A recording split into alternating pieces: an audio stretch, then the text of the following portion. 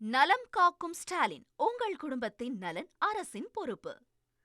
வரி முறைகேடு விவகாரம் தொடர்பாக கைது செய்யப்பட்ட மதுரை மாநகராட்சி மேயர் இந்திராணியின் கணவர் பொன் வசந்த் உடல்நலக்குறைவால் மதுரை அரசு மருத்துவமனையில் அனுமதிக்கப்பட்டுள்ளார்.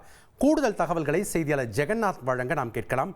வணக்கம் ஜெகநாத். இந்த விவகாரத்தில் ஏற்கனவே 13 பேர் கைது செய்யப்பட்ட நிலையில் நேற்றைய தினம் மதுரை மாநகராட்சி மேயர் இந்திராணியினுடைய கணவர் பொன் வசந்த் கைது செய்யப்பட்டிருந்தார்.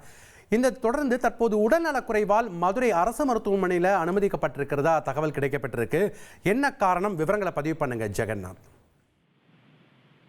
வணக்கம். மதுரை மாநகராட்சியில 150 கோடி ரூபாய் வரி முறைகேடு நடைபெற்றிருப்பதாக தெரிய வந்த நிலையில தற்போது மதுரையின் மேயர் இந்திராணி அவர்களுடைய கணவர் பொன் வசந்த் அவர்கள் நேற்று இரவு சென்னையில கைது செய்யப்பட்டிருந்தார்.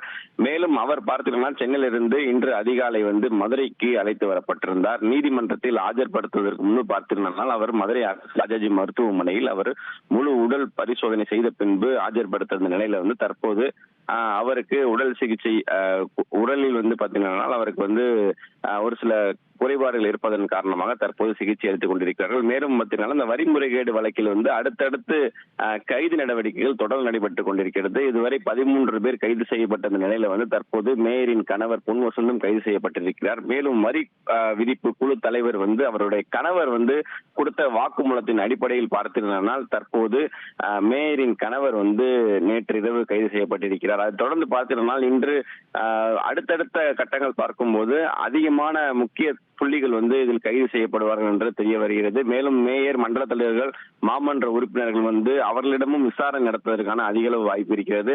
மேலும் இன்று அதிகாலை பார்த்தீங்கன்னா மதுரை அரசு ராஜாஜி மருத்துவமனைக்கு அனுமதிக்கப்பட்டிருந்த நிலையில மேயரின் கணவர் பொன் வசந்துக்கு அதிக அளவு ரத்த அழுத்தம், சர்க்கரை அளவு அதிகமாக இருப்பதும், இசிஜியில் மாறுதல் உள்ளதாலும் தற்போது மருத்துவர்கள் பரிந்துரை செய்த நிலையில் அவர் மதுரை அரசு ராஜாஜி மருத்துவமனையில் சிகிச்சை அளிக்கப்பட்டிருந்தார்.